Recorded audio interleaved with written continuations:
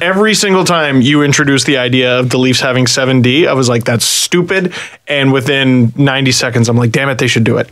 Well, here's the thing. Whenever I bring up that idea, I think a lot of people, the counter argument is, oh, you could never do that for 82 games. And I would never consider doing that for 82 games. Like, you'd tire out your centers pretty quickly. But I think in a big game situation, or let's say the playoffs, when you want to maximize your chances of winning, who do you have down the middle? You have Austin Matthews, you have, I almost said JVR, wow.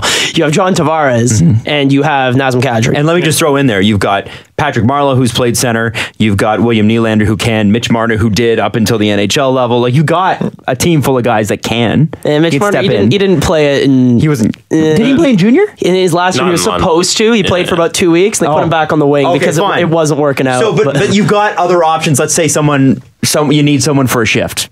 You can put Patrick Marleau in. Even an injury, you can throw Marleau in there for a few games. You can throw Nylander in there for a few games. I mean, they did with Marleau last year, and I thought it was going to go terribly because it was Marleau, Connor Brown, and Zach Hyman. I thought, oof, this is not going to go well. They did great together. I was shocked at how well that line did. It made me think, wow, if you have an injury problem this year, Patrick Marleau can spell in there at center since you refuse to ever try Nylander at center. But Nylander can also play center. He's played it really well throughout his life. But the idea with the 7D, 11 forwards there is that you just don't go with a fourth line center. And for all we know, Par Lindholm might be great, and he might be worth the 8 or 9 minutes he gets a night. But if you really need to win, instead of giving Par Lindholm those minutes, you give those minutes to a mix of John Tavares, Austin Matthews, and Nazem Kadri, and have them go up against opposing fourth lines with the wingers that you have on that bottom line, probably Tyler Ennis and Kasperi Kapanen, if we're being realistic. I think Kapanen should be in the top 9, but I suspect that Brown will get those minutes instead of Kapanen. That's another conversation for another day. But, or maybe today. I think that the idea is that you can have someone like Tavares kill penalties because he's done it in the past. You can give the power play minutes to Austin Matthews, Nazem Kadri. Those guys are really good there. Tavares can obviously get some power play time too. But just spell those guys in on the fourth line, because that way you can get each of them 20, maybe 21 minutes for Tavares, 19 minutes for Kadri. But these are guys who you want to have on the ice as much as you can. And under a normal lineup construction, you're going to have like 18, 16, 15. If you're playing Nazem Kadri 15 minutes a night, that's just not enough for a player of his caliber. No, he's too good to not play more. Or if you're only playing Austin Matthews, he's only been playing 18 minutes a night these last few years. He needs more minutes. He doesn't need less minutes. So you want to find a way to give your best players as many minutes as you can, especially towards the end of the season and in the playoffs. I think going with 3 centers, and that allows you to have that 7th defenseman, maybe a penalty kill specialist, maybe someone like Ron Hainsey is the 7th D at 5-on-5, but kills a lot of penalties. Yeah, because if you are playing him 2 minutes in a row in the playoffs, which they did on penalty kill, if you are going to play Ron Hainsey and not shift him off, if you really don't trust any of your other defensemen, why play him at all for the rest of the game? Or at least play him like in, maybe defensive zone situations, or like in late game when you're winning. Sparingly, because he's old. Yeah. He's a nice car, but he's an older car. My suggestion for a penalty kill specialist would be Martin Marincin. That was the one area where I was like, I actually kind of like him. I think you might have heard my thoughts on Martin Marincin once or twice, but I'm basically his agent at this point. Because what we have seen, Ian, of Martin Marincin, or at least what we think we have seen, eye test, because we're not all numbers people, right? What we think we've seen at the NHL level is a guy who's just below the NHL level, who gets a little nervous, or when he screws up big. There is a sense out there that he can't really skate that well, that he's a bit of an oaf with the puck. So mishandles the puck too often. He's an awful puck handler. Yeah. But so how do you justify that at the NHL level? Zdeno Chara is not a very good puck handler. Ron Hainsey's not a very good puck handler. My question for you is, what's the difference between Martin Marincin and Ron Hainsey? I find that they're both very similar skill sets. They're both very good in neutral zone defense. One shorter and younger. But one shorter, one's younger. I was going to say, that's where Marincin's taller. But yeah, they're both very good in neutral zone defense. They both are good at using their stick to deny zone entries and force the opposition to dump the puck in, which we know, based on evidence, results in you getting a lot less shots against you. It's why Martin Marincin's always been a great shot suppressor at the NHL level. Both of them struggle at moving the puck. Both of them tend to defer to their partner because they're not the ones you want moving it. Ron Hainsey last year never really moved the puck. He either whipped it off the glass or reversed it to Riley. Probably the right choice, but I freaking hate when they do that. It's frustrating, and we could get into systemically maybe some changes we'll see this year. But Martin Marincin, phenomenal penalty killer. For everything he's not when it comes to moving the puck, when he doesn't have the puck and he's using his long stick to deny zone entries and take away passing lanes. He's an ostrich. Mike Babcock, before Ron Hainsey got here, said that Martin Marincin was probably their best penalty killer. And I know a lot of people don't realize that, but he's really good at 4-on-5. You watch the Marlies this year, he's a freak. Dude, people couldn't get past him. Him and Timothy Liljegren together as a pairing were so fun to watch because you just couldn't get into the offensive zone if you're the other team. Because Liljegren has really improved his gap control in transition. And he's, I don't know what the right word is. He's lanky. He's long. His arms, if you look at his wingspan, it's longer than the average person for his height. So he's a bit lankier and a bit better at using his stick to deny zone entries. Yeah. A bit limmier. Yeah. It's funny. We don't talk about wingspan at the NHL level when we should because who cares how tall your neck is? You know, it's how long your arms are when it comes to... It's like Chris Bosh, you know what I mean? Like, who cares how tall he is? It's how long your arms are. Someone like Kawhi Leonard, hey...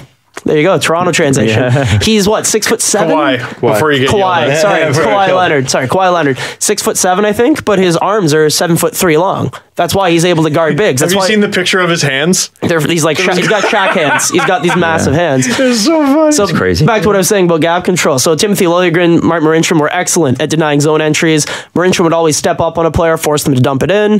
Liljegren would scoot back on that puck behind the net, make some magic happen, get out of their zone. And when they were on the ice, they had the best goal differential of any pairing in the AHL. They were just phenomenal. You couldn't score when they were on the ice, and the puck was always in the offensive zone. So I like Martin Marincin. I think he's a misunderstood player because I think we look at defensemen and we assume that you need to be this big physical guy who clears the front of the net, or you need to be like a Morgan Riley who can just fly out of the zone with possession. I think when you look at guys like Marincin, when you look at guys like, I don't know, Chris Tanev, Nicholas Hjalmarsson, like, they're not good with the puck. They're not pretty to watch, but they're effective. Yeah. And I don't think that Martin Marincin's a top pairing defenseman. I don't even think he's a top 4, but I think a lot of NHL teams could use him on their bottom pairing and as a penalty kill specialist. He stifles the rush. Yeah, it might not be Toronto because Toronto's left-hand side is stacked. They have Riley, they have Gardner, they have Dermott. I like Borgman. Hainsey's left-handed. You know, that left-hand side is pretty stacked. But Rosen, further down. Rosen looked phenomenal in the AHL playoffs. Dude was so confident with the puck. But there's got to be a roster spot out there for Martin Marincin. There might not be. He might be Cody Franson. He might be exiled. You know, he's the defensive Levo. By the way, just as a quick aside, were you heartbroken that Cody Franson has signed in the KHL? I kind of expected it, to be honest. I mean, last year he cleared waivers. It just seems like teams don't want him. That's another example of a player I think is just misunderstood. Like when he's on the ice historically throughout his year, consistently, every single year, his team is better when he's on the ice when it comes to shots, when it comes to chances, when it comes to goals. Like he's on the ice, his team outshoots, outchants, outscores the opposition. That's what you want. He's a bad skater. He can't really skate. He can't really skate backwards too well. But if you look at the stats, when he's on the ice, the other team doesn't get controlled zone entries. So he's doing something well to control his gaps in transition and force them to dump the puck in. I think if you compare him usage-wise to some other players, people will say, oh, he's sheltered. That's why, because coaches know that they can't trust him. Since 2015, which is the last 3 years, if you look at players... Ian's got his laptop. No, I'm ready, man. He's ready. If any of you were like, how the hell is he doing this? I mean, I knew this would come up. I had my Nylander stat in my head. I didn't need to look that one up for the power play stats. Oh, I would have never accused you. There's some stats that I have up here, but this one I needed to have ready because everyone's going to say, oh, it's usage. He's sheltered. It's sheltered usage. That's why he did well. Here are some guys who had similar usage, quality competition-wise, and managed to outshoot, outscore, and outchance the opposition since 2015. Brian Campbell, Radko Gudas, Matt Benning, Mark Pysyk, Mark Barberio, Shane Gostisbehere, Brendan Smith, another interesting name who's been exiled, kind of, and Alex Petrovich. These are all guys who have been given that kind of quasi second pairing, third pairing usage. It's tough third pairing usage, but it's sheltered second pairing usage somewhere in between, and they've done well in those minutes. Cody Franson is one of those guys, but we just seem to hate the tools that he has. We hate the specific inputs we see in a player. But when he's on the ice, things are going well. He's doing something right. It's hard to pin down exactly what it is. Maybe it's his passing. Maybe it's the fact that he's 6'5" and he has a long stick and he knows how to use it in the way to force the opposition to dump the puck in the neutral zone. I don't know what it is specifically because I watch him and I kind of get it too. I go, what are you doing there, Cody? Like, I'm not really sure what the plan is. Or on a power play, on a 5-on-4, you'll see him not back check. You're thinking, dude, you're a defenseman. Get the hell back there. So I understand why people have their problems with him, much like I understand why people don't like Jake Gardner, because he screws up fantastically, and it blows up in his face. Jake Gardner? No way. You don't say. That is a hot take. No way. No way. We're gonna hold on Jake Gardner. Don't get into him yet. But I think it's similar in that you get frustrated over specific components of a player's game. Yes. And you make up your mind and you don't look at the aggregate results. Which is the Martin Marincin effect too, right? And I think it's similar. I think over a large sample, if you're consistently driving shots and driving goals, which Martin Marincin also does, while facing heavier competition than people realize. When he played for Mike Babcock played him against, top 4 competition. Like he would play him against, top 6s. Maybe out of necessity a little bit. But I'm not saying it was ideal. I'm not saying that's what you would necessarily want. But in those 2015, 2016 years, 2016, 2017, Marincin was playing a bit higher in the lineup than a lot of people think. A lot of people assume that he's one of those sheltered 6th, 7th Ds. When Babcock plays him, he plays him. Oh, I remember when he was on the first pair. With Morgan Riley. Scored a goal. They didn't do too awful together, all things considered. Well, considering what the defense was at. In the same way that the Coyotes didn't do too awful down the stretch. I'd say they did better than Riley and Hainsey did in the last 4 or 5 months of the season. Okay, which I want to ask you about something generally, and then we'll get into some specific players. In your opinion, what are the areas that the Leafs really need to make an improvement on this season to see success? Jesse mentioned defense, but is it... defense is such a big... When you really break it down, defense is so big, right? Yeah. Everybody wants to get a player. That's everybody's instant solution. Let's get a player. They're obviously not going to do that, or at least haven't done that. So what do you do? And is defense the first thing you look at? Honestly, I understand the defensive concerns, and it's tricky to just snap your fingers and go, team defense, we're done, like that. I was going to say, I think you can replace a coach in the past who had no system and put in some kind of system, like what we're going to see in the New York Islanders this year. I think you're going to see much better defensive play from them because they didn't have a system before. You watch them, it was kind of like... They didn't have a plan before, The Leafs of Randy Carlyle was just kind of like, what the hell was the plan there? You bring in Mike Babcock, all of a sudden there's a bit more structure. In 2015, 2016, the goals weren't there, but they outshot and they outchanced teams. That was a well-run team who got out of their zone with control. They were watchable. You know what I find crazy is that I like the way that team broke out of their zone with control, and I don't like the way that the Leafs broke out with control last year. I hated the Leafs zone exits. Why was that? So if you look at some numbers, Andrew Berkshire brings it up a lot. They led the league in stretch pass attempts and had the lowest success rate on stretch passes. Was that because they were trying them so often? I think that's naturally going to be part of it. Yeah. But if you're so bad at something, why do you keep going back to it, is the question. Remember they had this stubborn several month-long stretch? November, December, January, I remember it well. What the hell? And it was every game, and it got annoying to watch. Even the games where they won, I would resent the fact that they won. I wanted them to lose so that they learned you something. have to try those things in games for them to see if they work. You can't just try something once in practice and say, okay, this wasn't effective, let's not do it. You have to try it over a large sample size, and they did, and it didn't work, and then they went away from it. I'm not convinced they fully went away from it, though, because I think there were elements that went away from it in the fact that they started generating a bit more offense, they started generating a bit more speed. I wonder how much of that was player-based and lineup-based as opposed to actually tactically based, because January 23rd, January 24th, that's when the lineup overhaul happened. That's when Komarov went down to the 4th line, Matt Martin went to the press box. Forever. He's just gone. Never came back. Except for Buffalo. Mitch Marner moved up and played with Kadri, and Kasperi Kapanen was a full-time contributor in the lineup. From that point onwards, you saw a lot more offense, a lot more goals.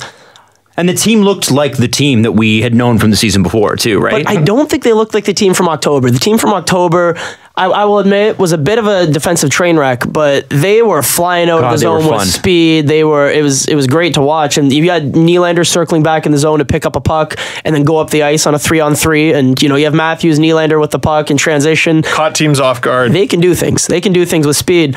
I find that what the Leafs did this past year was a lot of flip outs, a lot of either off the glass or just a flip high into the neutral zone and get one of your players to chase it down. Do you want Mitch Marner or William Nylander to chase down the puck that's in the air, or do you want the puck on their stick and for them to weave their way through the neutral zone? Because that's how you create suicide passes and get people injured too, right? I think in the 90s, but have you ever really seen that many types? No one gets hit anymore, but... I'm not going to say people don't get hit, but I'm saying that it's a lot easier to break out of your zone with short passing than it is. Sorry, what I meant is the flip through the air. I don't want them looking up when there's defensemen right there. You know what I mean? Like that's how you can get hurt. I mean, if it was effective and if they were regaining possession of the puck, 70-80% of the time, I'd be down for it, but it's a coin flip basically when you flip it up like that. And I would argue that it's not even a coin flip because usually when you flip it up, the opposition has more numbers back than you do skating forward. And even if you win that battle for the puck, a lot of the times I found that the wingers were waiting at the far blue line for the puck. So if they actually got it, they couldn't really do much with Standing it. still. They were standing still. They were flat-footed. They had to send it in. They didn't have momentum to skate in for pressure. It was basically a giveaway to the other team. I felt the way that they got up the ice was long stretch passes, long flips off the glass.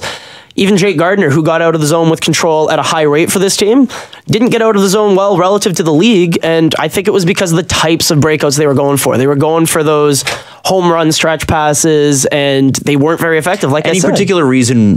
Was that a strategy built in? Was that Mike Babcock trying to get, is that a Mike Babcock thing, or is that the players kind of deviating from what that plan should be? I think it needs to be systemic at some point, because if you look at a team like, let's say, Vegas, you could see that the plan on their breakouts was very different than the plan on the Leafs breakouts. Yeah. The plan on Vegas's breakout is defenseman skates around his neck, makes a short pass to an open player. That player skates up, makes a short pass to the open player, and then you move up the ice as a unit. The Leafs' plan seemed to be get the puck the hell out of the zone, and someone will either tip it in or hopefully you'll win a race, and then you might have an odd man rush the other way. I don't feel like that works against good teams. I feel like a team like Boston can easily weed that out, and they did in their series. They were exploited. And I also think the only guys who can get out of zone with control are on your left side, Riley, Gardiner, and Dermott. It's very easy to game plan against that. Send your forecheckers to the right side of the ice when you're the opposition. That way it forces the left-handed defenseman on the other team to reverse it to Hainsey, to Polak, to Zaitsev, and then you're not going to get out of your zone with control very well. Right. So, right. Well, can I just say how proud I am of you that you have not brought up.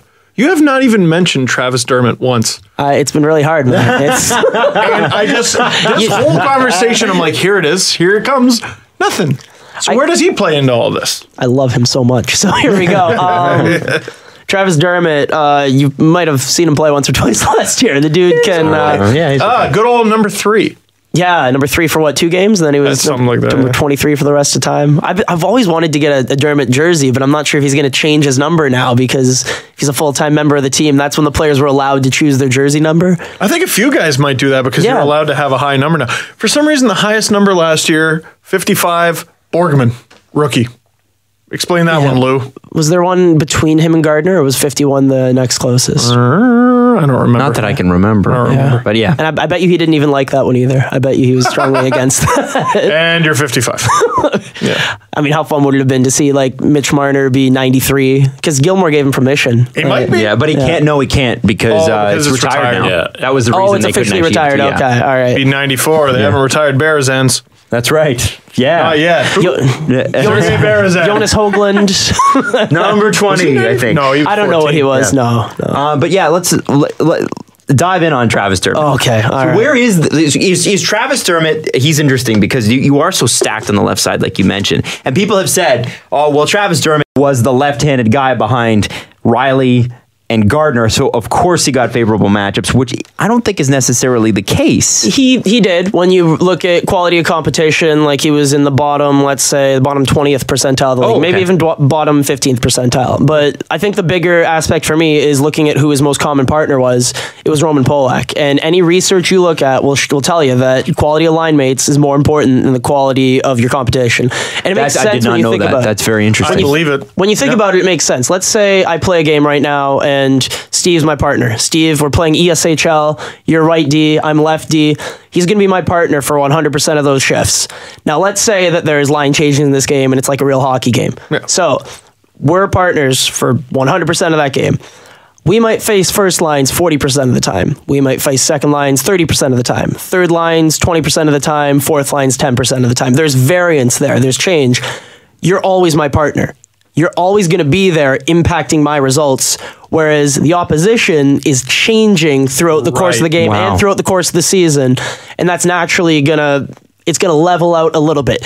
It doesn't level out entirely, and there's this argument that quality competition doesn't matter. I'm not saying that. I'm saying that relative to your teammates, it's not as important. It definitely matters. I mean, if you're outmatched by competition, you're outmatched by them some of the time. Yeah. If you're with a crappy partner, you're with them forever. You're strapped to that partner. Or at the same time, if you're strapped to Jake Gardiner, over the last 3-4 years, he's helping your numbers. Right. If you're strapped to, I'm trying to think of a really good partner, let's say Ryan McDonough. Or Ivan Provorov's a really good example. Ivan Provorov, really good defenseman, but when he was strapped to Andrew McDonald, didn't have good numbers. Played with Shane Gostisbehere last season, did a little bit better. So, you know, he's a really good looking player. Those are two very good defensemen. I love them, and they got Travis Sanheim. They got some players there. I like what Philadelphia's doing, especially in the back end. But back to Travis Dermott. So the quality competition wasn't necessarily that high, but he played most of his minutes with Polak. I don't need to shit on Polak any more than you guys probably have on the podcast, but not a modern defenseman. I did some research on zone exits and looked at how much they impact results transitionally. Surprise, surprise, they impacted a lot. In fact, it's actually more important than denying zone entries. So explain that one again. Run us back through. So for a layman. All right, okay. So for me, let's remember what we talked about. Martin Marincin, really good at forcing dump-ins in neutral zone defense. Yes, because they can't get around him, right? So that skill set actually isn't as important as getting out of your defensive zone with possession. Either skating the puck out with control or making a pass out of your defensive zone with control. Research shows that is repeatedly going to impact goals more than the defensive aspect would. The defensive aspect still matters, still helps you prevent goals, but it's been proven that zone exits help you both contribute to scoring goals and preventing goals. It's both an offensive play and a defensive play. When you think about it, you're in the defensive zone with the puck. It's kind of a no shit moment. You're behind your net, forecheck's coming at you. Things are scary. You're in a very vulnerable position where if you lose the puck, something very bad could happen. A couple feet to the net. It's easy. If you can get out of your zone, that's a positive. That helps you defensively because now the oh shit moment is gone. If you can get out of the zone with possession, now you're moving up the ice with the puck. You have a chance to create offense. So it's both a defensive play and an offensive play. So zone exits really matter. Back to what I was talking about. Roman Polak, zone exit-wise, in my study, I found was the worst in the league when it comes to both his ability to get out. The worst in the league? Yeah, in terms of he never touches the puck. With the NHL. Like 800 whatever of players in the sample. So of players who have played at least 250 minutes in the sample over the last 2 years. Still hundreds of players. Over 2 years? Yep, over 2 years. Yeah, and here I can pull. That wasn't just last season. This is over the last 2 years. I didn't know he was that bad. I mean, it doesn't really surprise you though. When you throw in the team effects of a team that doesn't really try to get out of the zone with control, that encourages them to flip it off the glass. He's an off the glass and out type of player. He's not a player who's going to skate it out himself. He's not a player who's going to make a little slip pass to the center in transition. He's off the glass and out. So his numbers, if you look at transitionally, he doesn't defend the blue line well in transition. He's not good like Martin Marincin at breaking up plays of the blue line. So the puck gets in Puck easily. gets into the zone. Yeah, he backs up onto his goaltender and tries to block the shot. Think Chris Russell. You know, he loves doing that. He likes being the hero who blocks the shot. Which is noble. It's very noble. Noted Leafs hero. In one game, Chris Russell. There was an amazing quote where Rasmus Ristolainen blocks the shots that other defensemen don't even have the balls to allow. It's like, I like that. Who said that? I think it was Yolo Pinato on Twitter. It was it's one of my favorite quotes. It's one of my favorite quotes. That's really good. Like you shouldn't blocking shots. Very noble. Like it's like a rat. You see a rat, you kill a rat. But if you have a lot of rats in your house, it might be indicative of a bigger problem. If you're always allowing guys into the zone and always have to go down to block the shot, it's probably because you're letting them into the defensive zone all the time. Right. So Roman Polak backs up onto his goalie a lot. Doesn't get out of the defensive zone with control. And then I have to ask yourself, if you're not transitionally helping us in defense, if you're not transitionally helping us offensively, in the modern game, how are you really helping us? And so I got two Polak questions then, because it sounds like you have a lot of the numbers. Was he actually good on the penalty kill? hashtag actually good. Was he actually good? Was he? Jeffler t-shirts. Over the last 2 years, it's hard to quantify penalty kill performance. One of those tricky things you have to adjust for usage. I found that he's pretty good, but throughout the course of his career, I found that he's nothing special. Like about league average wise, when it comes to preventing shots relative to your usage. That doesn't mean he's a bad penalty killer. It just means that the best penalty killers in the league tend to be the best defensemen in the league. You look at guys who are the best at suppressing shots on penalty kills. Guys like PK Subban. You know, it's guys like Erik Karlsson. When he's on the penalty kill, the other team doesn't shoot the puck because a lot of times they don't have the puck as often. He's good at going. That was a knock against him when he won the Norris, is that he didn't kill penalties. And then the next year, didn't he lead the league in block shots or something like that? Yeah, stupid. Sorry, my one more Polak thing is at 5-on-5, which line did he play with the most? Third pairing. Oh, which line did he play with the most? Yeah, it would have been. group. They tended to play their third pairing with the third line and the fourth line. They tended to give them. Interesting. Yeah. and they tended to play their matchup line, the Hainsey-Riley line, as often as they could with Kadri and company, but again, it's hard to keep your lines together. Sometimes they were playing with Matthews and company, sometimes they were playing with the fourth line. I think they very rarely played with the JVR Bozak line, because that tended to be a sheltered line that they didn't put out against the big units. But again, it's hard to look at quality of line mates with a defense pairing and offensive lines for the same reason that we talked about with quality competition, because there's so much variance. You know, you might have let's say a third pairing with Roman Polak. You might be playing with the third line. You might be playing with the fourth line. You might have a shift with the second line. You might even have a shift with the first line. There's a lot of variance. Whereas if you're Roman Polak, you're always playing with Travis Dermott. You know, you always have that good partner. Right. Conversely, if you're Travis Dermott, you're always playing with Roman Polak, that guy who doesn't get out of the zone of possession, doesn't help you transitionally. He's blocking shots that other defensemen don't have the balls to allow. You know, he's doing that thing. Travis Dermott, phenomenal at neutral zone defense. This is eye test. This is numbers. He's right on top of you. He's right in your jersey as you're breaking up the ice with the puck.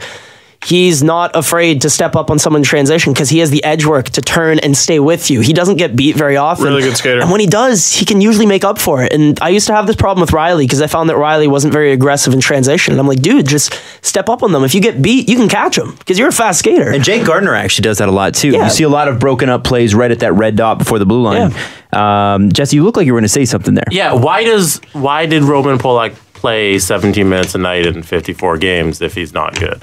Well, Mike Babcock It's a likes question worth asking, for sure. Why did Ron Hainsey play 22 minutes a night when he was 37 years old and was really struggling towards the end of the season? I think the Babcock has trust in players that are both veterans and players that he can trust defensively to not do something crazy, to not make a breakup pass in front of your own net and turn it over and it results in a goal, especially late in game situations. He's protecting a lead.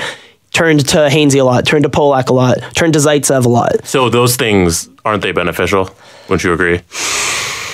It depends, because I think in the aggregate, over the course of a full season, if you're doing the safe play to constantly get out of the zone off the glass, it doesn't help you in the long run because you want to get up the ice with possession. I think there are situations where I can understand wanting a Polak, let's say with 2 minutes left in a game where you have a 1-goal lead on a penalty kill. Flipping a puck out? Yeah, Sure. I'm not even lying. It can be a useful skill. If you can win a one-on-one battle, get the puck and flip it out, that matters. Like we talked about, that's a zone exit. That's not a controlled zone exit. So you're not getting up the ice with possession and creating offense, but you're getting out of your zone, you're clearing it. Final minute, you just need to go, oh shit! Yeah, final minute, oh shit The is problem fine. is the oh shit in the final minutes when you're not killing a penalty. You're still probably down because they're 6-on-5 normally if they're losing, right? And they're in your zone. And then of course what happened I found with Polak, and this was my frustration with that line, or with him and Dermott, and it wasn't really with Dermott, it was with him. It was in those situations, you put Polak out there, and he flips the puck out and he ices it. So it brings it back. The other issue that I had was every single time he did allow someone in with the puck, it was either flipped in, flipped by, or skated by him. And whenever he did regain control, if that happened, it had to go to Dermott or it didn't get out. And that's the problem. And you mentioned it earlier. It's this situation where they had half the team or half the defense could get some sort of controlled zone exit. Riley, Gardner, Dermott. Sure. Yeah. And then half the team couldn't. I wonder, Hainsey, Zaitsev, Polak. And that window where you take where your right shot defenseman has to flip it over to your left shot defenseman, that, if I'm an attacking team, if I'm an opposing team, that's where the mistakes happen. That's where I forecheck them hard because I can intercept those passes. Especially You're in a such a playoff hockey series. dad. Yeah, especially in a playoff series where you have time to tactically plan for teams. Yeah. Like, that is an area. See, everybody is kind of criticizing the play of the players, but what it sounds like to me is you guys are criticizing the decision making of Mike Babcock. 100%. 100%. I mean, Whoever's responsible for those I zone don't exits. think you'd be blaming the players for playing the way they're told to play or the way they know how to play. You should be criticizing the coach for throwing him out there with a minute to go. Is that 100%. not your problem? I with agree with play? that. Honestly, I agree with with a that. minute to go, I'm not sure if it's the biggest deal with Roman Polak. I think it's halfway through the second period in a tie game where you're going off the glass and out. The other team's just going to pick that puck back up and come right back in. You didn't On your do- side. And also, Yeah, but like, you're you asking- have to mention Polak when criticizing Babcock. You know what I mean? Like, because That was Babcock one of the is big sore points. misusing a player. Well, who's he misusing? Well, he's misusing that player, right? Roman Polak. It sounds like it's criticism of Roman Polak, and I suppose it is, but it's more It's more damning systems. And this is But this isn't Babcock was not mentioned anywhere in that conversation. This isn't Fair. I specific think to it was Tulloch, by the implied, way. I'm but just yeah. using him as an example. I mean, any player who constantly flips the puck off the glass is going to be hurting the results. You look at guys like Chris Russell, Andrew McDonald, it's their go-to play. They like going off the glass and out because to them it's a safe play. To me, I see that, and I see a guy who's giving the other team the puck when you were in control of it and you had a chance to do something with it, to advance the puck up the ice and maybe create something offensively, and you panicked, you gave it to them, and now they're coming right back in your D zone. And I know Kyle Dubas had a great quote about this at the Sloan conference. I want to say it was 2015, when right after he got hired by Shanahan. And he talked about how there's this bias in coaching for guys who make the safe play, guys who you are reliable, and you can, when the chips are down, you can trust this guy to make the safe play.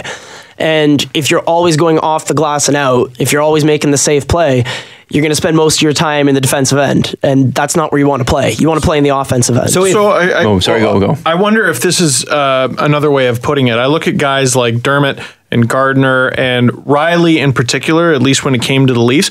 Those guys, they were part of the Leafs' identity. Players like Zaitsev, to some extent, Polak for sure, Hainsey, a guy like Chris Russell, I look at them as a part of the other team, the opposing team's identity. You know what I mean? Like, they almost don't have an existence without the opposing team. Their job is to go out there and just take the brunt, take the onslaught, whereas like Riley can do both, and he's the one that the other team is concerned about. The other team has no concern about those other players. They're not concerned about Ron Hainsey. They're not going, what do we do to get around him? You know what I mean? And I think it comes down to the word defense, and I don't like it when we're talking about these players. It's because vague. No, what I think it is like if you call someone a defenseman, you're going to assume that their job is defense. And I think that that's a misevaluation of what it is the players are doing. I know some people call them backs, like we do in soccer. I was just about to say they should be called backs. Some people call them guards. So I like Dom Lucian calls them a point guard because they get the puck behind their net and they got to advance it up the ice with possession. And they play at the point. Yeah, so defense is something you do. It's not something you are. Like, you do have to play team. There is defense to be played. It's just maybe not labeling the position as a little. Or you can have a defenseman who's not very good at defense and still be an incredible player. Because he's a good back. Yeah, Roman Yossi,